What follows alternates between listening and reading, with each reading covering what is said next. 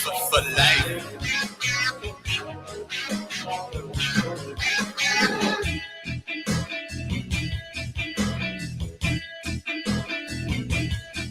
You're going down.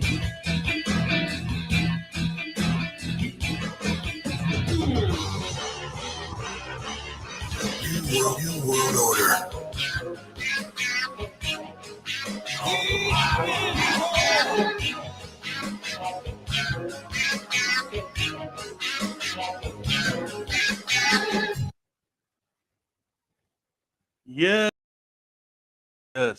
Yes, yes. This is yours truly, the Executioner, with Russell News Buzz. And we got a breaking news here. But before we do the breaking news, let me add my buddy Trailer Park Dave from Off the Hook TV. Hey, How you what's doing, up Trailer? there, X? Hey, What's pretty going good, on? man.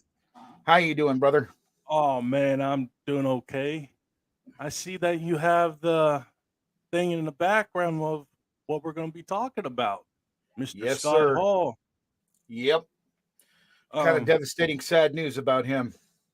yeah, it is. It's very sad and very touching right now. So, As yesterday, I'm sure we was told, on the news and all over social media that he had hip replacement, right? yeah, hip Some replacement surgery.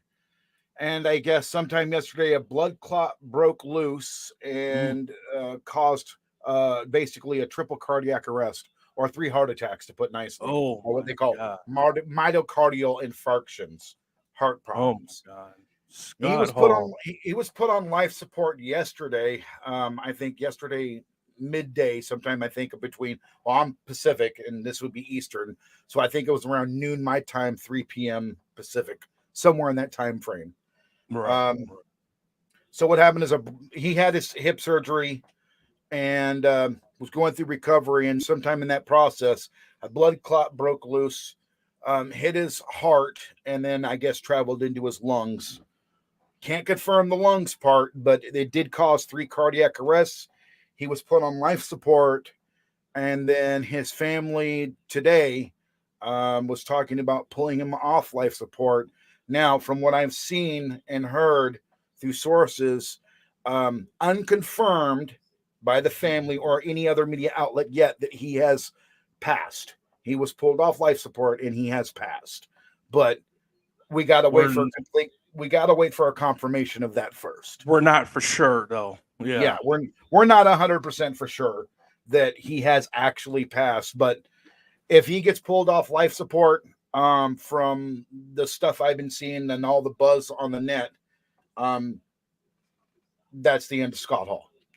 Yeah. Um, you know, it's very sad, man. When I grew up as a kid and teenager and young adult, man, I was a big fan of WCW and the WWE, which when I was a kid had a WW and then a third initial, which you can't mention no more.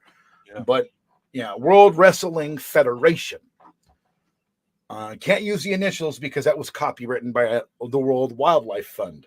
Yeah. So, yeah. But I'm going to go ahead and mention it anyway because it's part of, canon. You know what I'm saying? Yeah. The history of Mr. Hall, who, thanks to Diamond Dallas Page, helped get that man clean and sober.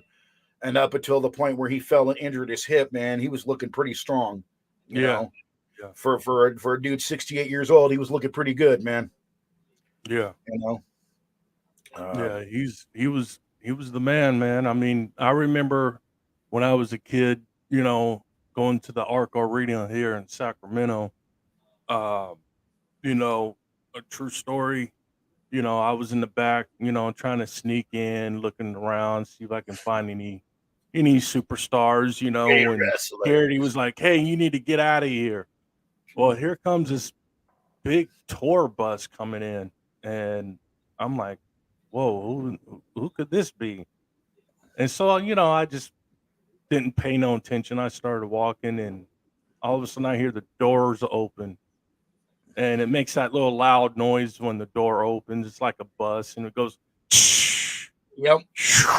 and it opens up, and he goes, "Hey, yo," and I'm like, "What the hell?" So, I turn around, and he gives me a handshake, and he goes, "What are you doing here, kid?" I said, "I'm here to watch you wrestle tonight." He goes, "That's what I'm talking about." And I didn't ask him for no autographs or nothing. I wouldn't know, not trying to be a big mark, but he said, "Hey, let me give you an autograph." I said, "Okay." Well, at this time, I'm starting to mark out a little bit on the inside. I was like, "Damn, Yeah.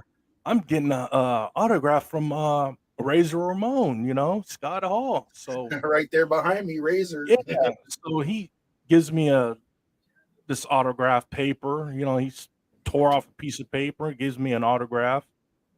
Way better than a fucking picture in my case. And you having his handwritten signature, that's sometimes even better than a picture.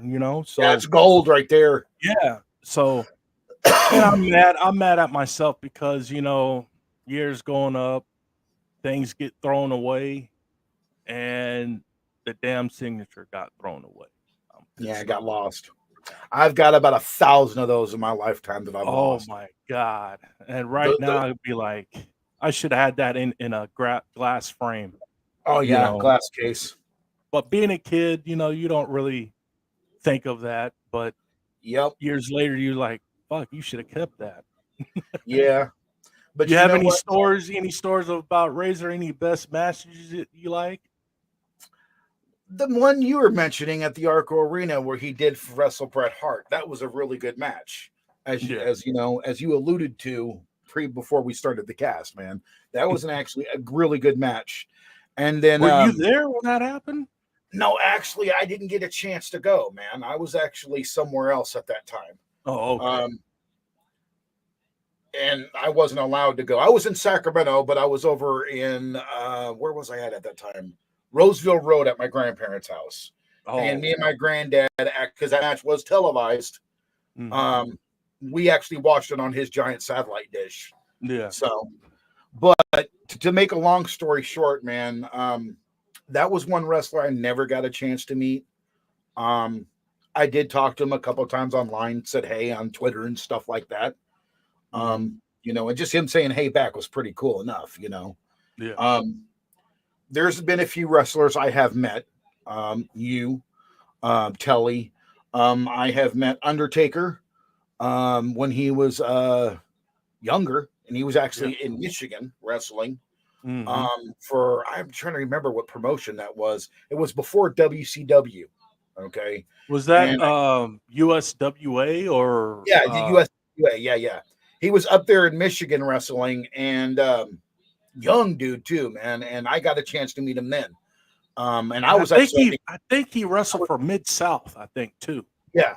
In his Well, earlier he did on Mid-South career. wrestling. Yeah. Yeah. But I know they were up in Michigan having a show in Saginaw.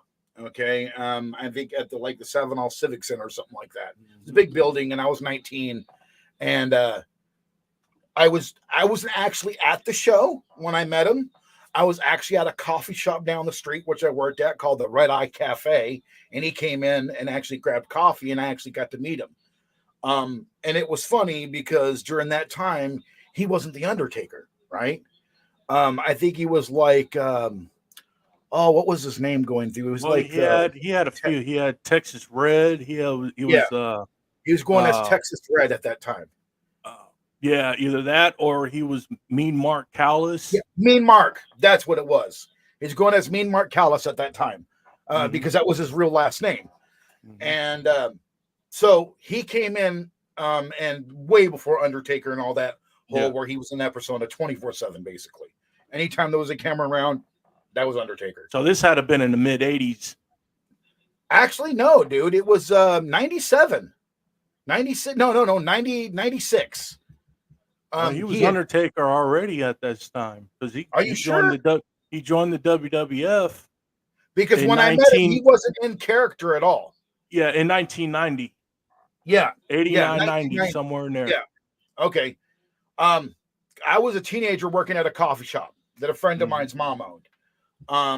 And I actually got a chance to meet him, and he was cool to fucking meet.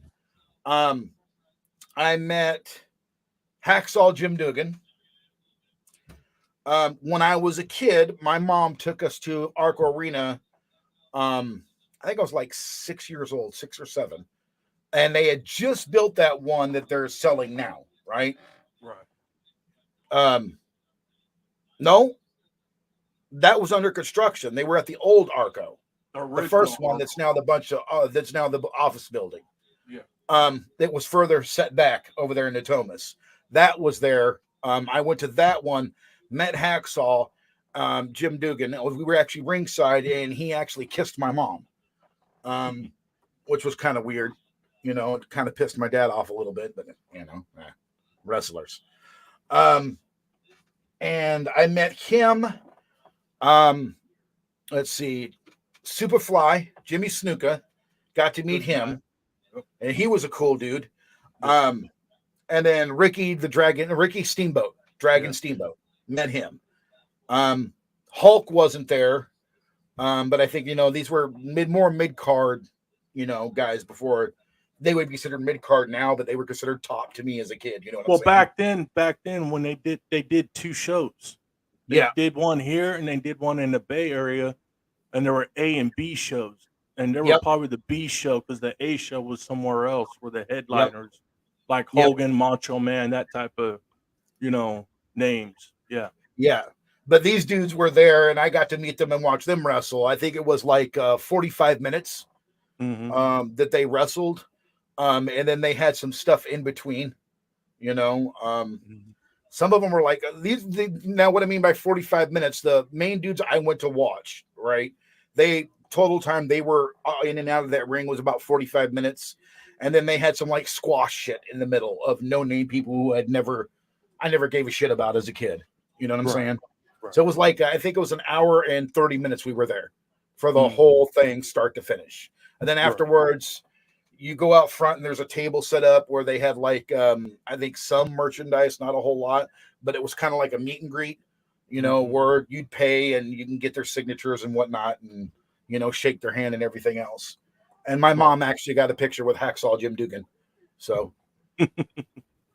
Yeah, he was cool, but I don't want to say it, but he's okay. But when he's drinking, watch out. Yeah, he's not very nice when he's a drunk. No.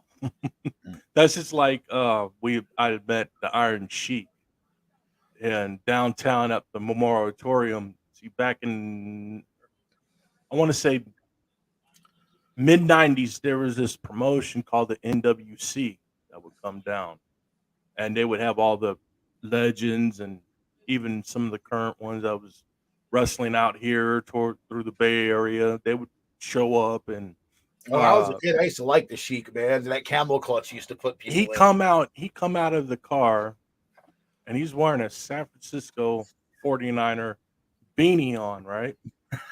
And he's coming out with Greg the Hammer Valentine, and so Greg goes in first, and Iron Sheik comes up. I said, "Hey, Iron Sheik, do you know where you're at?" He said, "Pooh, fuck United States.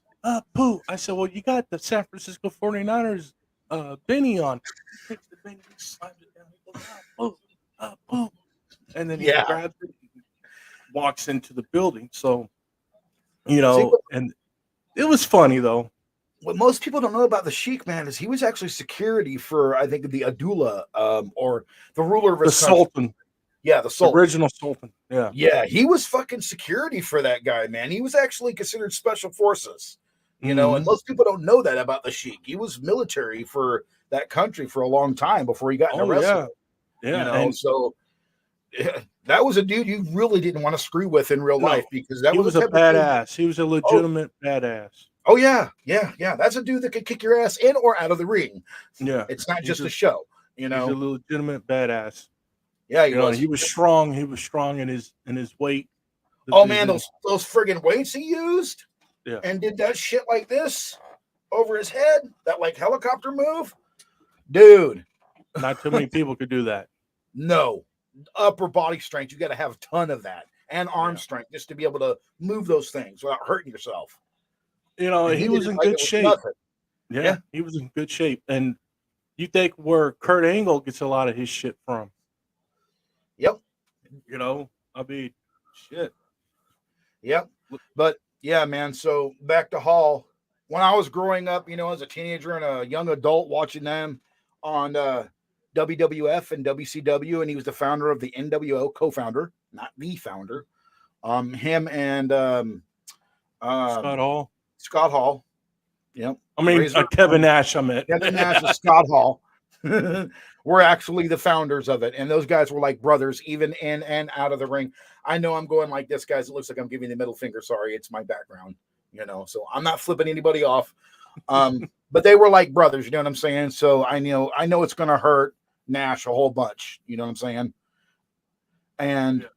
I'm going to say condolences to the family, and thoughts and prayers and condolences to his family and all the fans out there in the world that are fans of Scott Hall, like I was when the NWO came out. And no offense, later on, I was more of a bigger fan of the Wolfpack than I was the original NWO. But, the original NWO ended up becoming like the B team anyway. So,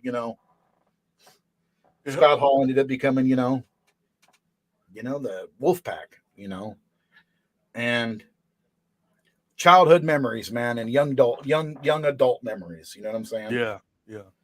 We used to watch those shows like clockwork, man. Soap operas for dudes is what we called them. You know what I mean? Yeah.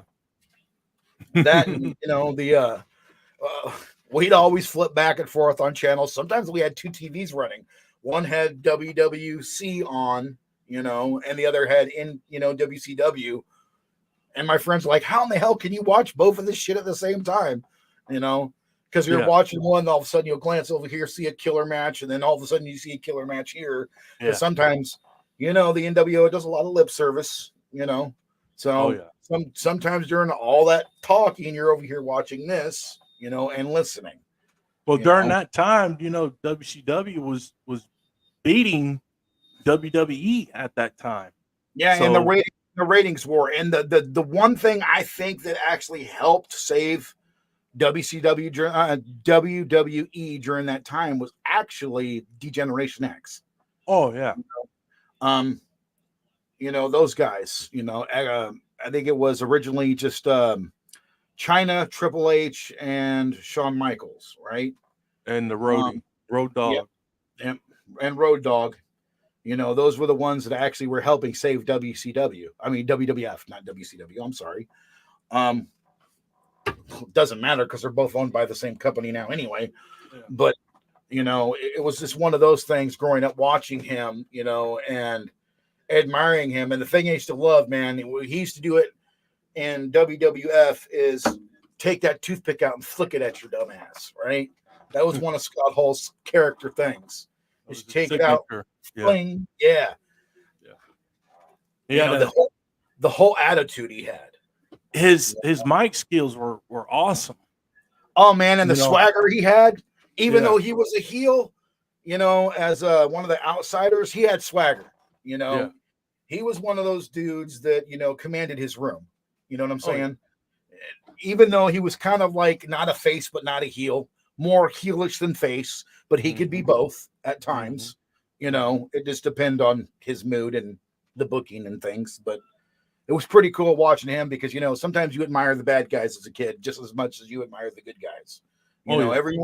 Every once in a while, you like to see the bad guys get over on the good guys. You know what I'm saying? The good guys can't always win.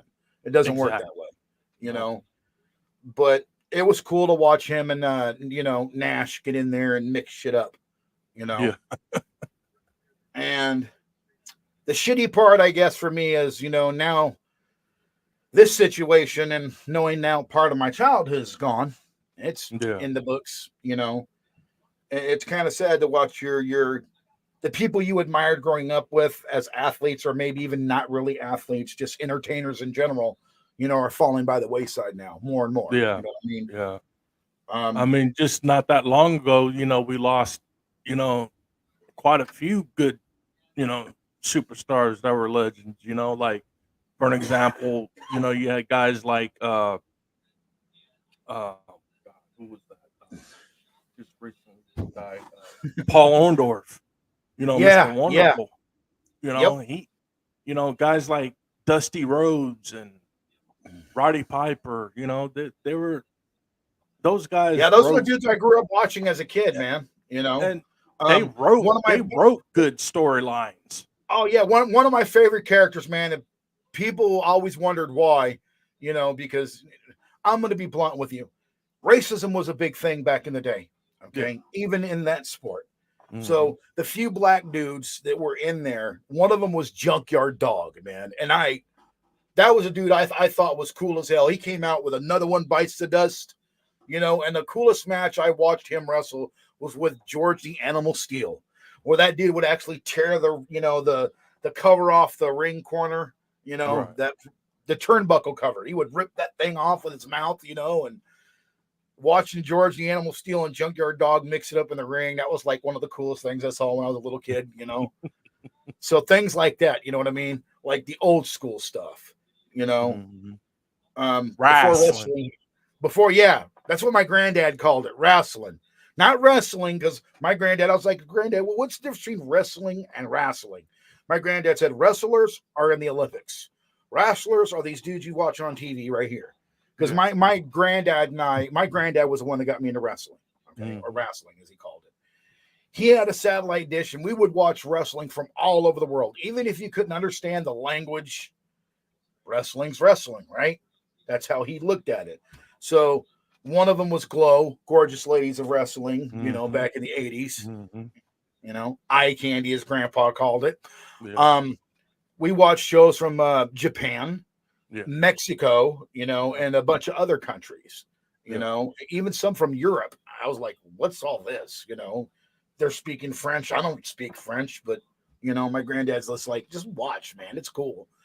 And he would spend most of his day, on certain days sitting in his chair, and watching this. And I'd be sitting on his knee, whenever I'd go to go visit my granddad, Yeah.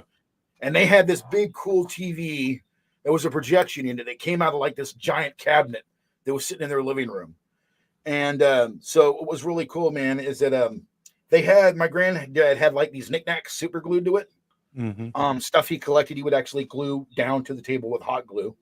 And so all of a sudden he hits this button and you hear this bzzz, and then the lid goes back and this big ass TV pops up, right? Out of it, comes racing up out of it. And it was really cool to watch when you're a kid, right? Because you're like, whoa, dude. Because it was a big TV, and me being a kid, I think we had one of those 400-pound, maybe 25-inch or 32-inch consoles, they weighed like a ton and a half. Yeah, they were heavy back then. Yeah, that's what we had when we were a kid. And when it burned out, my dad went and bought a new one to put it on top of it and used it as an entertainment center. One of those things, because it was too heavy to try to drag out of the house to get rid of it. But I remember a match with Scott Hall and Shawn Michaels, WrestleMania 10, and that was one hell of a good match. Oh yeah, the Intercontinental versus with the heavyweight title. That was a good one. The thing that I thought was the most interesting is up above the ring. Yep. The thing I thought was the most interesting match that I watched is when they walked out of WWF. Right? Oh yeah, and then went to WCW. WCW, yeah, where Razor had said some stuff they had to bleep to directly into the camera, and then flicked his toothpick at it and goes and then lip WCW. You know what I'm saying? Or he said it, one of those two, and then that was pretty much their exit. But before they left, during a couple of matches that night, the whole crew of the Outsiders got together in the middle of the ring and literally broke kayfabe. They got out there, gave themselves hugs and everything else, and that was something that had never been done ever. Right? That was the biggest no in the industry. Period. As to have faces and heels get together, because up until that point, people were like, oh, these guys are enemies, when in fact they've worked so much together that That's not the truth. They're all really good friends Oh, yeah. because they're around each other like family 24/7. Yeah. You know, because they're out there for, you know, up to a year at a time on the road together, you know. Yeah. And back in those days, especially, man, you know, they were constantly touring together, riding together in cars, on planes and buses, you know. So, you know, what the industry hated, all the fans loved, believe it or not. I thought that was a cool thing, you know, even though people were shocked, you know, but as a kid, you know that these dudes are not really hating each other, you know, as much as they appear to be on TV. Right. You And know? another thing is, you look at the talent that he had. I mean, he made you, like, when he came out to WWF, I mean WWE, when he Yeah. signed for WWE, and he came as the Scarface look, Yeah. the Cuban look, Razor Ramon came out of Yeah. based of Scarface, and you look at that that character that he played, he made you believe something that, man, look at this Cuban. I mean, big old Cuban guy comes out and want to destroy some of the, good guys. Yep. And at And that then time, it was believable.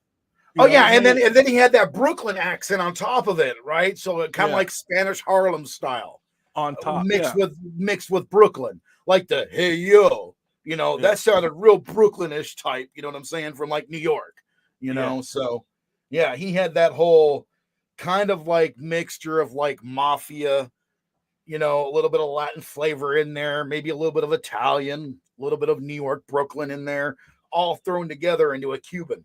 You know what I'm saying? That was when I was a kid. That's what it looked like to me. You know what I'm saying? Yeah. So, do you have any more good matches, like your top 5 matches of Razor or Scott Hall? I'd have to think back, man, and really think about it, you know. And there was a few that I can remember. Most of them were WCW matches. Some of them were WWE matches that I watched, like the one you talked about with Bret Hart. He wrestled Bret Hart a lot. People don't know that, you know. You know, it's just one of those things where I've got to think about things like that. You know what I'm saying? That I would actually have to sit down and actually review and remember. You know what I mean? Because he had a lot of really good matches that I can't determine 1 to 10. You know what I mean? So, okay, 24 minutes ago.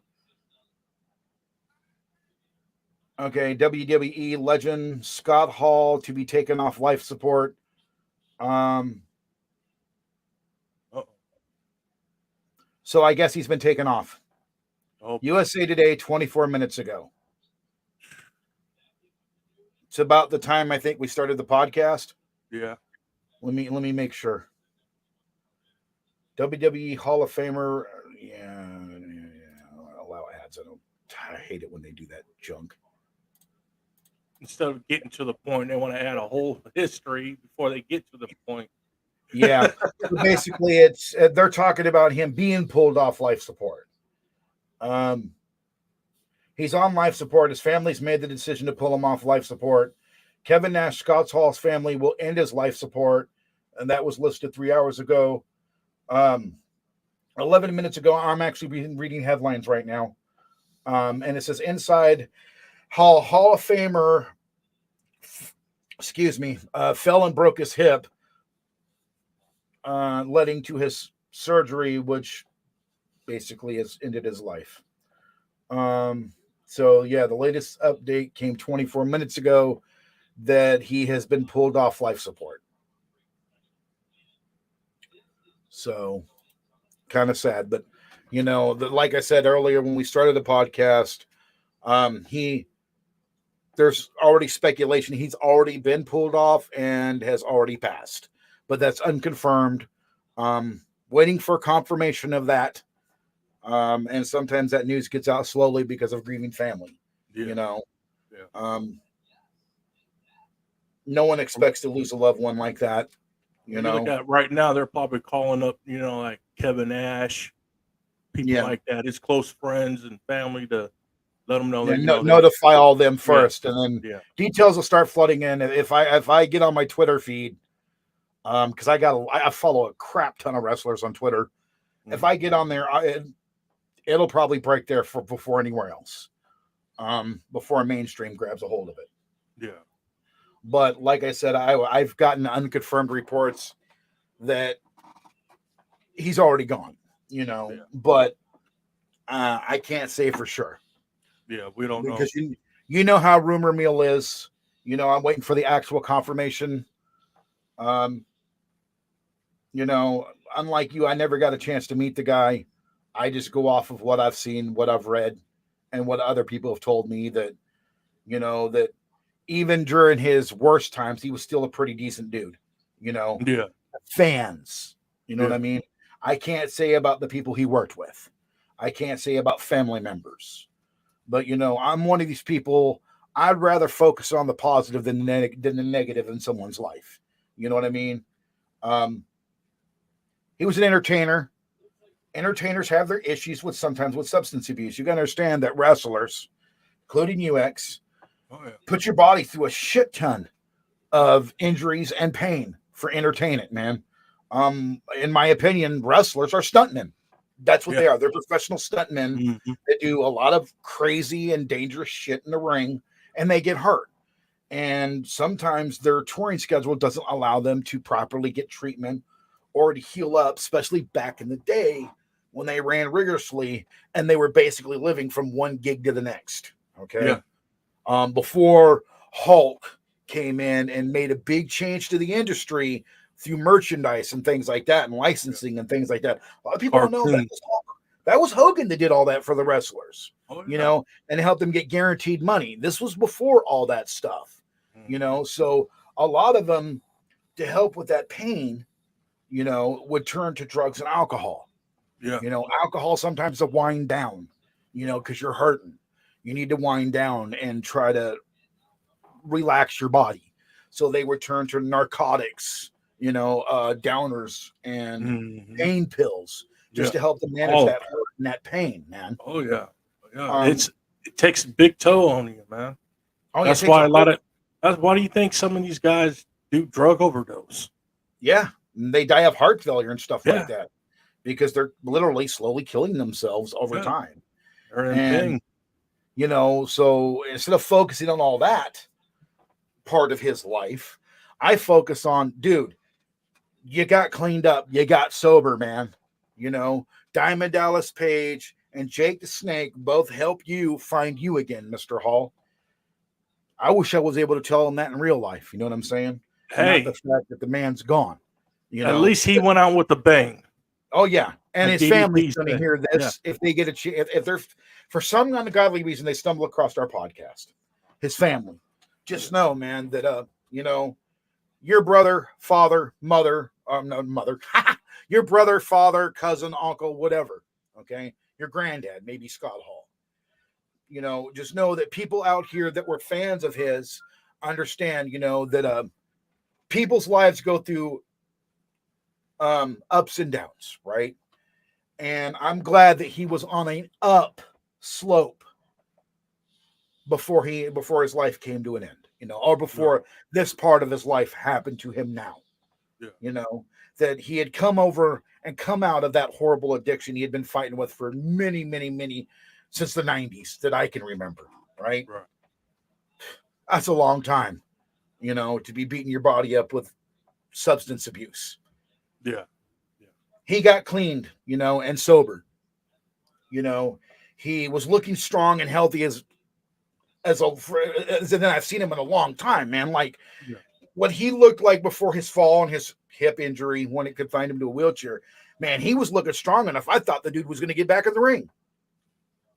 There was a match a show I was watching on YouTube like a couple of days ago, and it showed Jimmy Snuka versus somebody. It was Insane Clown Posse's Juggalo Wrestling, Yeah, and Scott Hall was out there, and he was tore JCW. up. Yeah, he was tore up, and Snuka wanted to challenge him in real life. This wasn't off scripted. He really wanted to challenge him. And Scott Hall was like, "Hey, yo, you need to back up, old man." And Snuka was like, he looked at him when he said, "Oh man," his eyes gotten real big, like, Yeah, "You calling me old man?" yeah, Superfly. That type of thing. But Yeah, may you rest in peace, Superfly, and yeah, man, also rest in peace to Scott Hall.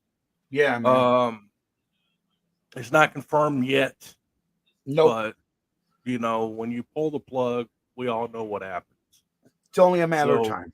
it's just a matter of time. So So you know, hey, if and by chance he's still alive, and by some miracle he hears us, hey Scott, man, I'm praying for you, dude. You brought me lots of joy when I was a kid and young adult, kept me entertained, man, and I wish you nothing but the best. yes, And just remember, man, this ain't the end. This ain't the end. you're on to the next chapter. Yep.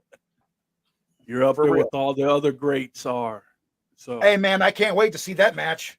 That would be a battle royale to see. hey, he's one of the first NWOs to go. Yep. You He know, is. so we got to give it to him, and we send his condolences to his family and friends, his colleagues. Man, Scott Hall was one hell of a guy, though. Yep. They said I was watching this deal, and they said, Scott Hall would give his shirt to the next guy, and Yeah, I believe he literally would. He, in fact, he I did that. believe that.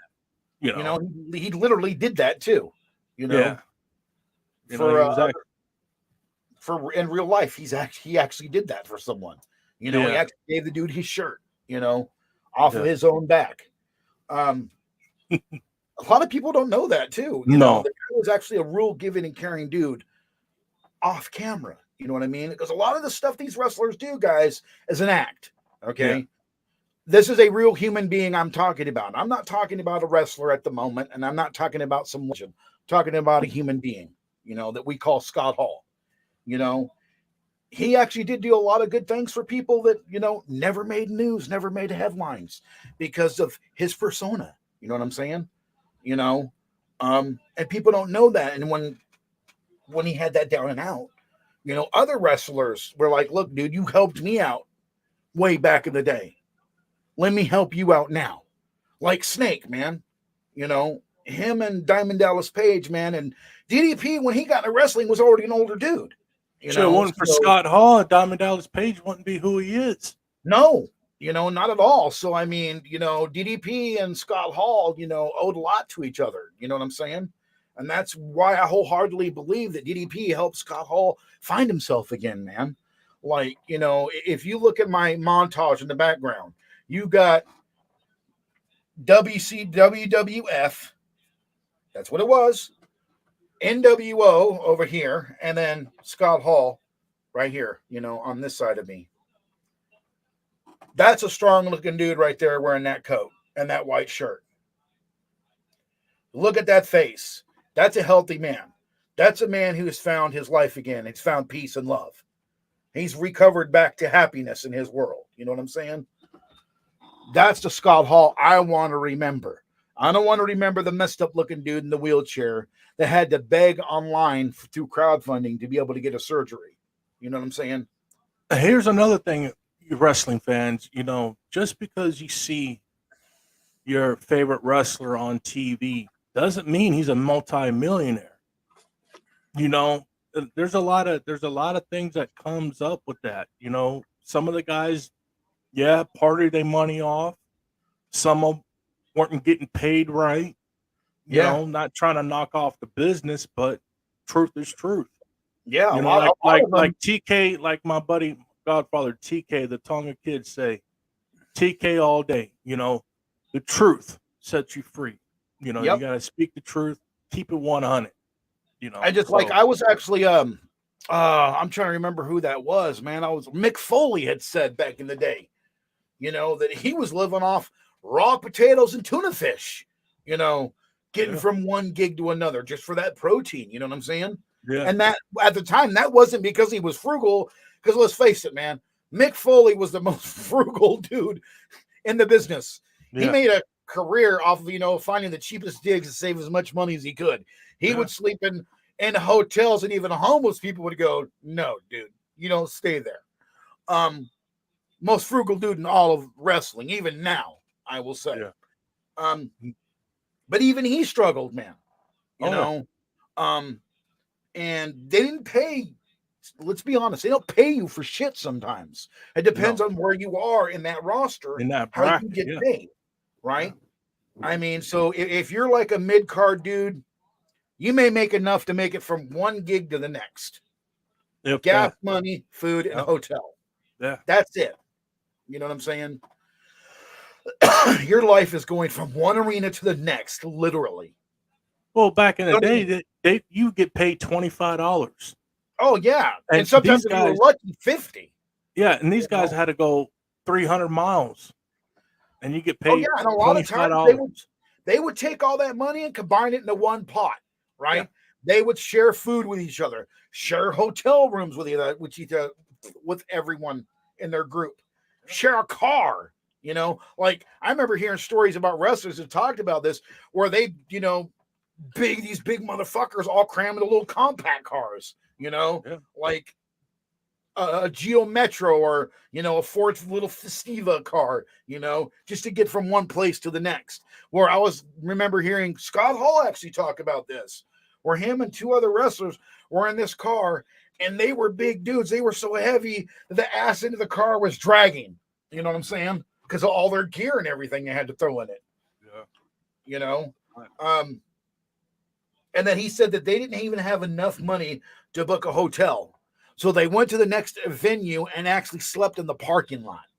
You know what I'm saying? In this car. You know, that was their hotel for the night. And it wasn't because they had done drugs or alcohol or partied the night before. It was just, he said, one of those times where he didn't have that money. No one in that little group did at that time. And this was WWF days, right? Before he had guaranteed money. And that's why he jumped ship. Don't get it twisted, man. If you're barely making enough money to get from one gig to the next, and then maybe now you're making a little bit more, but the next company comes along and says, hey, man, I guarantee you $100,000, you know, to come to us. And that's just to show up. Plus, I'll guarantee you money, you know, down the road as well. You know, you're guaranteed this ain't going to end. What would you do? Struggle paycheck to paycheck, gig to gig? Or would you go to the place that's going, hey, man, here's $100,000 just to walk through my door, and here's another $100,000 a week, you know, to be here? No offense to the company. I got loyalty, but I ain't got that much loyalty. I'm more loyal to my family and my pocketbook than to you making me struggle. And my family's suffering just as bad as I am on the road. You know what I mean? I got a family at home to support. No names mentioned, but it sounded like that the person was just all about greed and about himself. Oh, yeah, exactly. At that time. He didn't care about, they didn't care about the talent. Nope. They did, and they did, but they didn't. No, the only let me be blunt. As a fan, this is how I saw it. When he split, the other guy got pissed off because it affected his bottom line. Okay? He lost money when Nash and Hall booked. Okay? When they jumped ship to the next company, that hurt him in his pocket. Because it hurt him in his pocket. Yeah. Now, no offense, Hall's pocket was empty. Other homies' pocket was relatively full. Hey, if my pockets are empty, I'm going to a place where I could fill them. Can't blame the man for jumping. No. Can't. You got to go where the money was. Paycheck? Yeah. You know. He had to feed his family, you know. Yeah, he had to support his family, man. So he had to do what he had to do. Sorry about your luck, dog. You messed up. You didn't keep your talent where it belonged. But it did a few years later when he brought him back Oh yeah, into but his see, but then when company. they brought him back, Yeah, yeah, that was money. He had to pay for that opportunity Yeah. now because when you know, they Hogan were used to when that. Hogan came in and came back with the NWO, they made a whole that made WWE roofs blow off. Oh yeah, man, and then merchandise sales, you know, money from that, you know, their promotional standings in the company, you know, maybe even autograph signings and stuff. You know, those were the times where they could command that type of money, right? Yeah, Now, you got to understand, folks, that up until recently, wrestlers had no medical, nothing. They covered all their own shit. Okay. Excuse the language, but it's true. They covered their own medical bills and their own health insurance, basically. So when they got hurt, it came out of their pocketbook. So when someone like Scott Hall gets injured back in the day, he had to pay for it himself.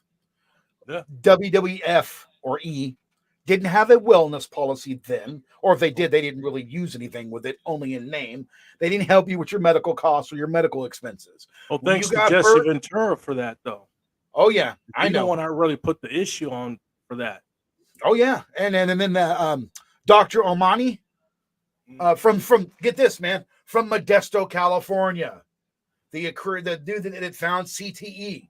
Mm-hmm. You know, the brain injury that football players and wrestlers get that causes them to go woohoo. I'm not going to mention the name, but one of them had that and ended up dusting his whole family. Yeah. And I wholeheartedly believe that person had CTE because if you look at the history of CTE, it causes Parkinson's like symptoms, you know, and you're there, but you ain't there. You know, as my granddad used to say, man. as my granddad said, the lights are on, but nobody's home. The car's rolling and you're passed out at the wheel, you know. Eventually, you're going to crash. That's a true saying, though. You know, but it's one of those things, man, that, you know, when you're a kid, you don't know none of that stuff about your heroes, you know. No. And now what I mean by heroes is when you're a kid, you have people you look up to and you admire. I'm not talking like a true hero because my true hero, believe it or not, was my granddad. Okay. Yeah. And he didn't want to be. And I told him, hey, man, you don't got a choice in the matter. But when you're growing up and you admire wrestlers and people like Scott Hall, you know, you don't understand the stuff that they've gone through. As a child, you're watching stuff on TV, right? That jump off the top rope like Hulk Hogan does, landing flat on your ass. You don't realize that impact that puts on the body and the pain it causes. Right. They don't show it. They're superhuman dudes. You know what I'm saying? Mm-hmm. And then, you know, later on as you get older, you realize that beats you up pretty bad in your life, you know? Yeah. And legends fall, man. You know what I'm saying? Yeah. It sucks. It really does suck, man. It does. You know? But tomorrow's never promised to nobody.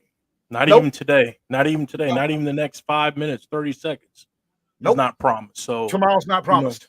You live your life to the fullest and never be ashamed to tell your people you love them because you never know when that day is going to come. And here's one thing I'm going to tell you folks out there that are watching this, knowing that this man who we both admire and a lot of other people we know admire, okay, and that are, you know, cool. Love your family, hug them and kiss them every day. Because I'm going to tell you this in personal experience. When I lost my mom, you can't hug a memory. Nope. You cannot kiss a memory. It don't work that way. And remember, folks, all you can do is cherish the memories. They're here now. Okay? They're here now. Be with them now. Let them know now. Don't wait until they're gone to be crying at their graveyard. Do it now. You know what I'm saying? Go give that loved one a hug and a kiss. Give them their flowers while they're still alive, not when they're dead. Yeah, exactly. That's what I tell my friends, man. When I'm dead, I don't want you sending me flowers. I don't want you coming to my funeral crying.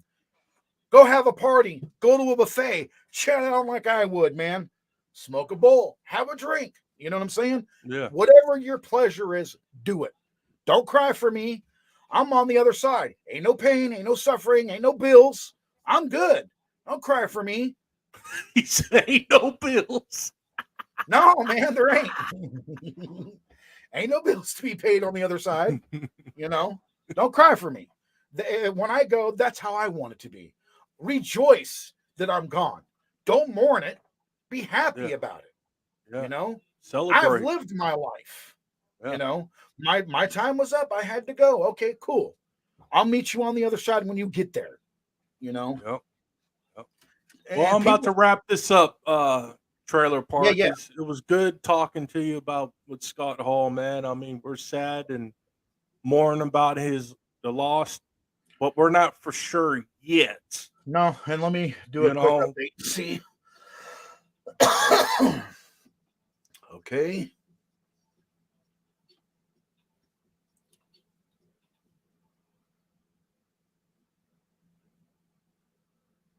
Okay, it's been well, his Wikipedia just got updated 14 minutes ago.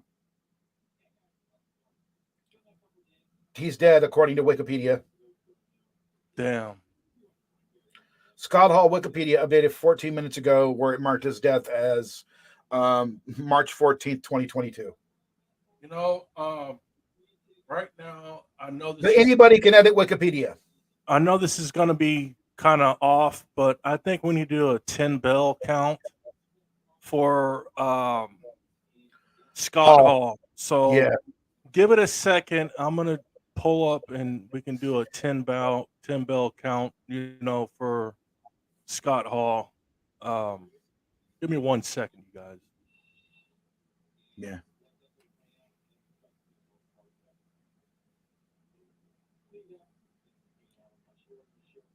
Sucks, man.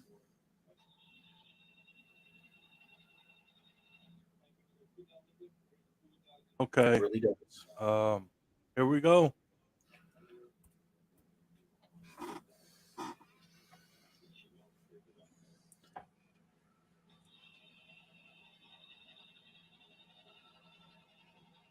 Can't hear it on our end. Oh, hold it. A little mess up. You know, we're live, folks. Sometimes we have a little errors. We're live. Give it 1 second. We'll get it on. Hold on. Yeah. Here we go. Okay. Hey, this is for Scott Hall. This is for Scott Hall, ladies and gentlemen.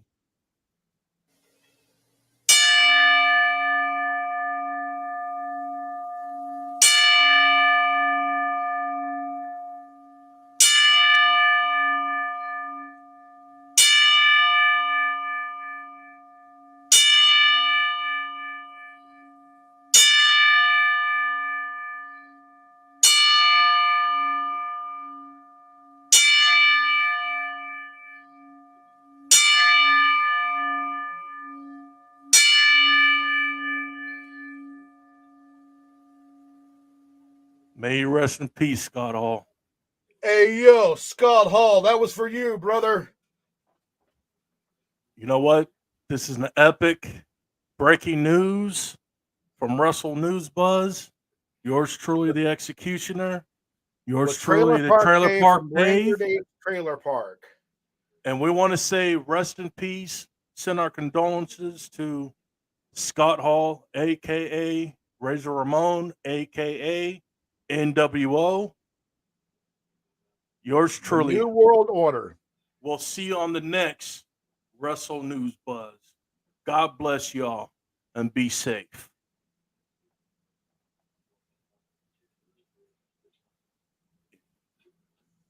All right, we're about to get off right now. How we're going to end this? It's live, folks. Sometimes shit happens. Still live.